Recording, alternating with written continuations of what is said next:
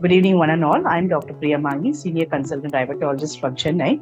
I practice at Plain Duck Diabetes ENT Center, and I'll be happy to participate in this. How does Imeglimin fit into your regular practice with the current landscape of T2DM treatment options? Kindly share your experience. Yeah, see, this Imeglimin is actually a new set of molecule. It belongs to a tetrahydroterazine group of molecules, and this was actually introduced as a market as an insulin sensitizer.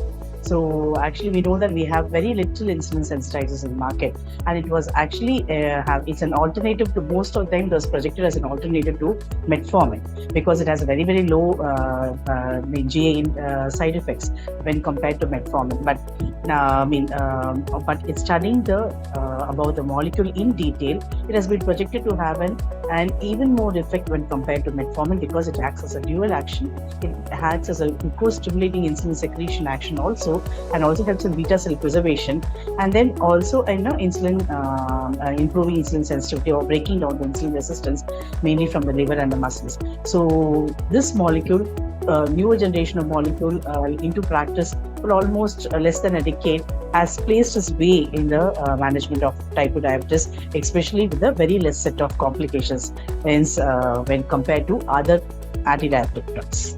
In what specific patient populations do you see the greatest benefit of using Imeglimin? See, this molecule can be used in any type 2 diabetic patients who are uncontrolled with other molecules.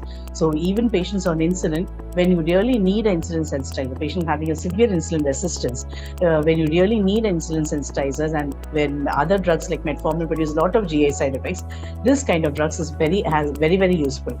The efficacy of the drug is definitely very huge because it has dual action. As I told you before, it has insulin secreting action as well as a insulin reduction of insulin resistance. So the molecule is highly efficacious mainly when given to any set of population and who's having a very uncontrolled type 2 diabetic, either with other anti-diabetic agents or even with insulin. Adding on the drug, it enhances his insulin secretion. Mainly this acts on the mitochondrial dysfunction. We know that mitochondrial dysfunction is the most important key pathological factor in type 2 diabetes. So this drug actually acts on the mitochondrial dysfunction and also improves ATP production and NAD production. So a lot of antioxidant effect takes place, and a lot of effect reducing the sorbitol pathway. We know that sorbitol pathway is one of the important causes for development of complications, diabetic complications. So molecule has an effect in reducing all the high glycemic levels, as well as in inhibiting or preventing the diabetic complications by inhibiting the main sorbitol pathway. So it has important role to play in any type 2 diabetic patients who are uncontrolled with the older anti-diabetic drugs as well as with insulin. How does Imeglimin compare to other hypoglycemic agents in terms of safety and efficacy? You can share a real-world case if any. Yeah, I would like to just share one of my patients, around a 56-year-old female who was actually on combination of sulfonylurea and metformin, and not under strict control. Like A1C was something around on 8.1 to 8.2, and patients, the second visit I did add a DPP4 inhibitor and even a SGLT2 inhibitor combination, but patient was still not coming under control. But when I started increasing, when I need metformin dose from at least 1 gram to 1.5 gram, patient developed GI intolerance. So this is where I preferred to add. The patient was very resistant to take insulins, injectables. So when I needed an oral hypoglycemic agents and we're not able to increase even the metformin dosage, that is what this patient I choose it for introduction of Imeglimin, because the molecule is very new in market. And though we have read about the molecules, we know clinical experience is more important. So I introduced this particular molecule in that particular patient. I could see after 4 to 6 weeks, there was a drastic improvement in her glycemic status. His GI side effects came down very well. She didn't have any hypoglycemic episodes also when adding on the drug, and I was able to reduce few of the anti-diabetic indications in a long run. I'm talking about the patient is still now on Imeglimin therapy, along with even sulfonylureas and DPP-4 inhibitors. But I can see a drastic reduction in most of the side effects and a very good glycemic control. Now, I think the latest is HbA1c when she visited me last week or something around 7.1. That is actually a very good control for her even poor compliance of diet. So this is what I wanted to project. So in clinical practice, when you really choose the right patient, when patient really needs intense reduction of A1C levels as a tight control, but have experiencing a lot of GI side effects and even hypoglycemic risk. So these are the ideal patients where you can put on this molecule so that we have a very good glycemic control. In recent time, Imeglimin sustained release formulations with Indian study has been launched in India. What is your opinion on that?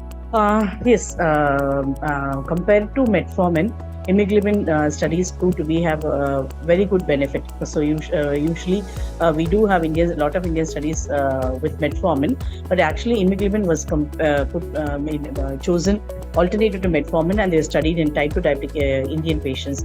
So where you can see that we're talking about mainly of GI side effects. So you can see a lot of decrease in GI side effects, and the efficacy of the drug was also very, very high, and the hypoglycemic risk also was very, very, very less. So especially in Indian diabetics, where we do have a lot of insulin resistance, our visceral fat is high, so our insulin resistance factor is very, very high when compared to insulin secretory effect. So Imeglimin molecule has proved to be efficacious, especially in Indian diabetics, because we know we are thin fat Indians. Our BMI is not too high. We are just almost near normal, or just an overweight BMI when compared to Western population. So this molecule actually brings down the insulin resistance and also a very good insulin secreting drug. So actually produces a glucose-stimulated insulin secretion as well as the beta cell preservation. So this drug is found to be very, very safe and efficacious in Indian population. That's what the studies also projects. So and most of the studies were done in comparison with metformin, and also adding on Imeglimin to other oral anti-diabetic drugs like sulfonylureas or DPP-4 inhibitors, and even with metformin or insulin, it has been found in long run patients have a reduction of dosage of other anti-diabetic medications when compared to other molecules. So the safety and efficacy is very well established in most of the Indian studies. How does the mitochondrial targeting mechanism of Imeglimin influences its clinical use? Yeah, so as we talked about, mitochondrial dysfunction is the most important pathological factor when compared to type 2 diabetes. So that is the most important pathological pathway which leads to most of the diabetic complications like cardiomyopathy or retinopathy or neuropathy or so on. So this actually acts on the mitochondrial thing. It actually reforms or fixes the mitochondrial dysfunction. So you have a reduced reactive oxygen species generation and antioxidant effect of the molecule itself. So that's we're talking about its action on this sorbitol pathway. So once all these superoxide molecules come down, there is not much of endothelial dysfunction occurring. So it actually almost reverses the endothelial dysfunction. It reduces the pro-inflammatory states. It has an anti-inflammatory effect. So all these factors put on together, there's a lot. It causes a very, very good reduction of the diabetic complications, especially when you come to microvascular complications. The most important thing is going to be activation of pro-inflammatory cytokines. The inflammatory pathway gets activated, and when it comes to macrovascular complications, the endothelial dysfunction is a predominant problem over there. So this molecule acting on the mitochondrial aspect, reforming the mitochondrial dysfunction and repairing those mitochondrial dysfunction, it puts both the pathways in control. So here it reduces the antioxidants. It reduces the superoxides molecules. It has an antioxidant effect, and the other way it also reforms the endothelial dysfunction, and so endothelium starts functioning properly. So both you have an effect both in the microvascular complications as well as macrovascular complications. That is the most important and beneficial effect to the molecule, especially in a different kind of pathway.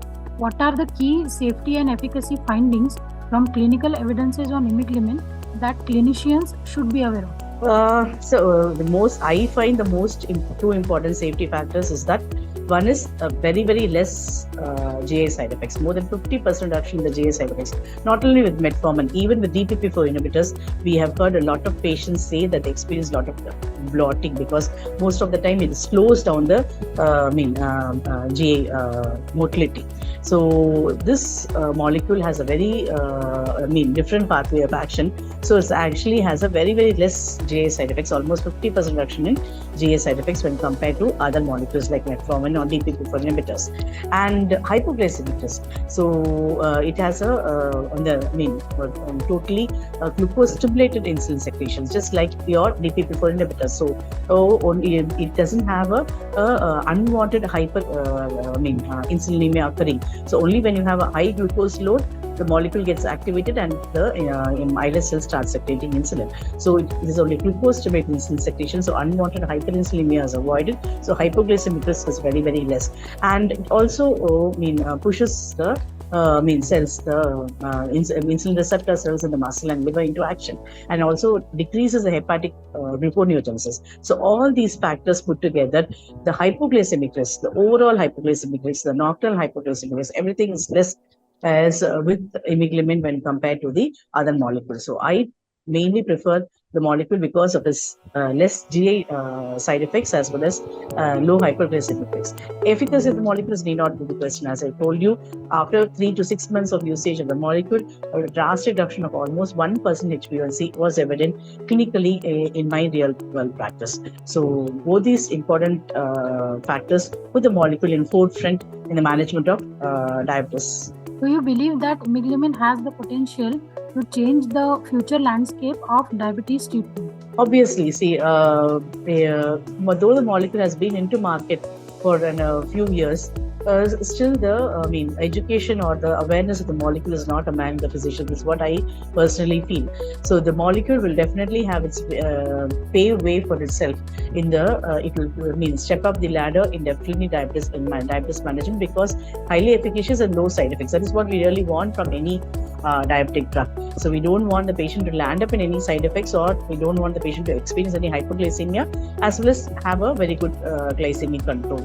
So all these factors are fulfilled with this molecule. So it will definitely have its way to pay in the management of type 2 diabetes. So just like metformin being almost the first choice of drug in diabetes management till date, imeglimin will also pave its way, step up the ladder, and will become one of the important landmark drugs in the management of type 2 diabetes in near future.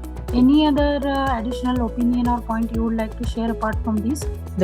I've been using the molecule for a few years. So my important thing, when as I told you, I started using the molecule only as a replacement to metformin, but it's not so. So actually, even patients, initially I started reducing the dose of metformin and then started adding imeglimin one by one. So, but in long run, I could really say that the molecule actually replaced metformin, and it had a very good effect in the glycemic status also. So, and the safety of the molecule, as in my clinical practice, I could feel that I could use it in a wide range of age groups also. Even elderly patients, hence I find it really safe. And CKD, I've been using it in my CKD till the EGFR is something around 45 ml per minute. I don't go below that, though it is found to be safe in CKD patients up to moderate CKD levels. So patients, those who have a CKD or even a mild to moderate CLD, chronic liver diseases, even those kinds of patients are found to be very efficient, and safety of the molecule is very established in these groups also. So wide range of population usage is also there with the molecule with very less side effects. So that is why my preference to the molecule is building up slowly. I've been starting using it overall, which and has a very good glycemic. Thank you.